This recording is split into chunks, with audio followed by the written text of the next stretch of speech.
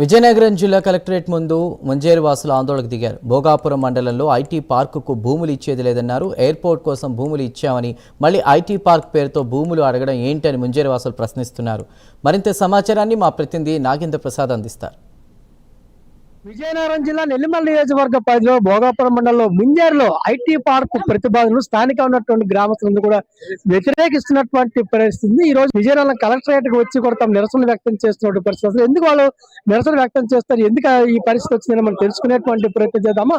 ప్రధానంగా మీరు ముంజేరు నుంచి వచ్చారు కదా, ఐటీ పార్క్ వచ్చినటువంటి ప్రభుత్వం ఎప్పుడు ఏం చెప్తుంటే మీకు సంబంధించినటువంటి వాళ్ళకి బంధువులకు వాళ్ళకు ఉద్యోగాలు వస్తాయని చెప్తుంది అనమాట. ఎప్పుడు కూడా అసలు మీరు ఎందుకు వ్యతిరేకిస్తారు?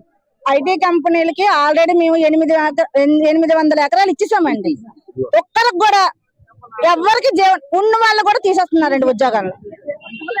ఎవరికి ఇవ్వలేదు. కొద్దో గొప్ప చదువుకున్న వాళ్ళకి కూడా ఉద్యోగాలు ఉన్న కాడికి తీసేస్తున్నారండి. ఇప్పుడు మళ్ళీ ఐటీ పార్క్ కడతాం అంటున్నారు. మాకైతే అంతా ఉన్నదంతా పళ్ళం భూములు అండి. ఒక రెండు మూడు పంటలు పండే భూములు అవి. అంతా మెరకంతా ఆవిడకి వెళ్ళిపోయింది. ఇప్పుడు మళ్ళీ మేమేం చేయాలి చెప్పండి.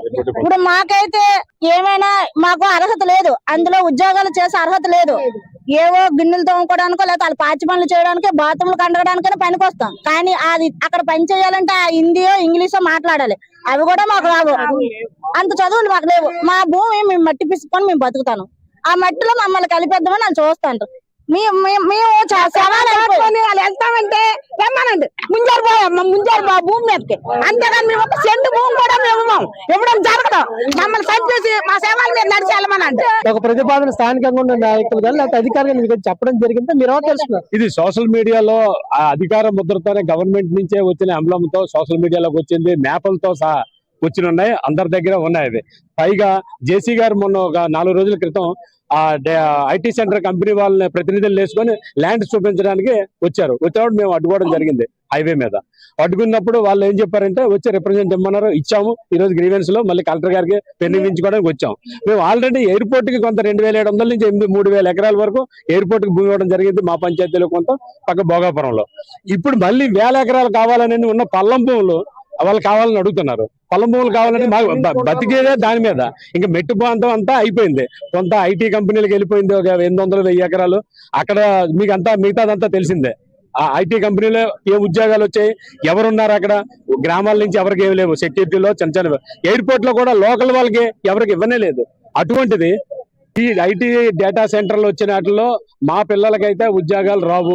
మాకు దానివల్ల వచ్చిన ఉపయోగం కూడా లేదు. పైగా దాని మీదే బ్రతికే ఏదైతే పంట పండుకొని 2-3 పంటలు పండించుకొని మా దగ్గర రకరకాల కాయగూరలు, పువ్వులు, వరి అన్ని పండించుకునే పంటలు ఉన్నాయి.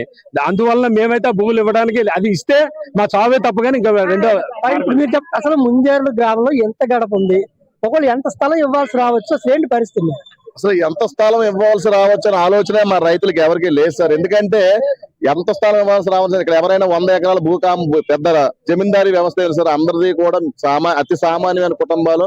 ప్రతి ఒక్కరు కూడా వ్యవసాయం జీవనాధారంగా బతుకుతున్న కుటుంబాలు. నెక్స్ట్ ఏంటంటే మా గ్రామంలో పండించే పంటలు దేశవ్యాప్తంగా ఎముగుతుంది. ఎవరు కొబ్బరి అవనియండి, వరి అవనియండి, లేకపోతే వేరుశనగ అవనియండి, జొన్న అవనియండి, దేశవ్యాప్తంగా ఎగుమతులు జరుగుతున్నాయి. అటువంటి ప్రాంత భూమిని ఈ రోజు అసలు ఆశ్చర్యకరమైన విషయం ఏంటంటే ప్రభుత్వం అన్నదాత సుఖీభావ ఒక స్కీమ్ ఉంది. అంటే అన్నదాతని మీరు సుఖంగా ఉండండి అని దీవించి భూమి తీసుకోవడం అనేది నిజంగా ఆశ్చర్యకరంగా ఉంది, బాధాకరంగా కూడా ఉంది సార్. అది కూడా ఒకసారి ప్రభుత్వాలు దయచేసి మీ మీడియా ద్వారా కూడా మీడియా చాలా మంది మీ గత 15 రోజులుగా మీడియా చాలా ఛానల్స్ మీ అన్ని మా ఫీడ్బ్యాక్ అంతా తీసుకున్నారు. కానీ అంత ఎక్కువగా అది టెలికాస్ట్ కాలేదేమని మా వ్యక్తిగత అభిప్రాయం. మీరు కూడా మాకు మీడియా సోదరులు కూడా ప్రజల కోసమే ఉన్నారు. ఎస్పెషల్లీ రైతులు అంటే మీ అందరికీ కూడా ప్రత్యేకమైన అభిమానం.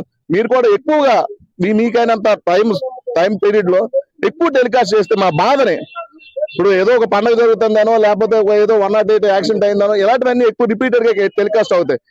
అంటే మనం ఆనందించాల్సిన విషయం కాదు. కానీ మన ఎవరు డిప్యూటీ సీఎం చనిపోయారు మహారాష్ట్రలో, ఇంచుమించు 4 గంటలు టెలికాస్ట్ అయినాయి. ఇటువంటి 100 రైతుల సమస్యలు మీరు దయచేసి ఎక్కువ టైం మీ ప్రైమ్ 9 అవనివ్వండి, ఆల్ మీడియా ఛానల్స్ కూడా మీరు ప్రత్యేకంగా చేతులెత్తి రైతులందరం కూడా కోరుకుంటున్నామండి.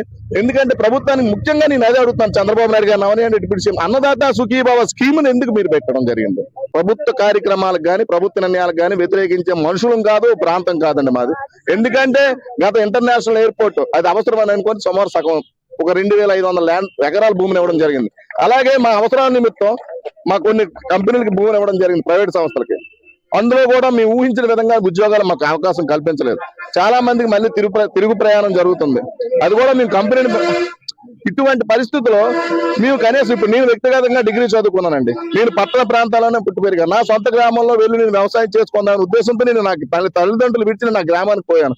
ఈరోజు నా భూమి తీసుకునే పరిస్థితి వస్తే నా ఆలోచన విధానం నేను పంట పండించడం వల్ల 10 మందికి మొబైల్ చేద్దాం ఉద్దేశంతో నేను నా పట్టణ ప్రాంతానికి వెళ్ళాను.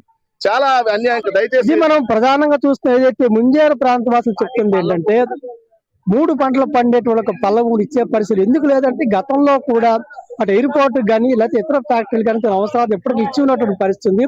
మరోవైపు ఇలాగే తనకు భూములు ఇచ్చినట్టయితే ఉన్న ఆధారాన్ని కోల్పోతాం. అంతేకాకుండా ఒకవేళ ఏదైనా ఒక ఐటీ పార్క్ ఏదో వస్తే దానికి సంబంధించి ఉద్యోగాలు చేసే అర్హులు కూడా తమ ప్రాంతంలో తక్కువే ఉన్నారని, తమకు ఉద్యోగాలు కూడా వచ్చే అవకాశాలు కూడా తక్కువ. ఈ నేపథ్యంలో తమకు భూములు ఉంటే భూమే మాకు ముద్దు, ఐటీ పార్క్ వద్దనేటువంటి ఒక నినాదంతో ఈ రోజు వాళ్ళు కలెక్టరేట్ కి వచ్చినటువంటి పరిస్థితి ఉంది. రైతు సంక్షేమాన్ని ఏదైతే ప్రభుత్వం కోరుకుంటుందో అటువంటి రైతు నిలిచే విధంగా కూడా ప్రభుత్వం చర్యలు ఉండాలని కూడా వాళ్ళందరూ కోరుకుంటున్న పరిస్థితిని మరి ఇంతవరకు మనం చూసాం. కెమెరామెన్ కిషోర్ తో నాగేంద్ర ప్రసాద్, విజయనగరం. భూమే ముద్దు.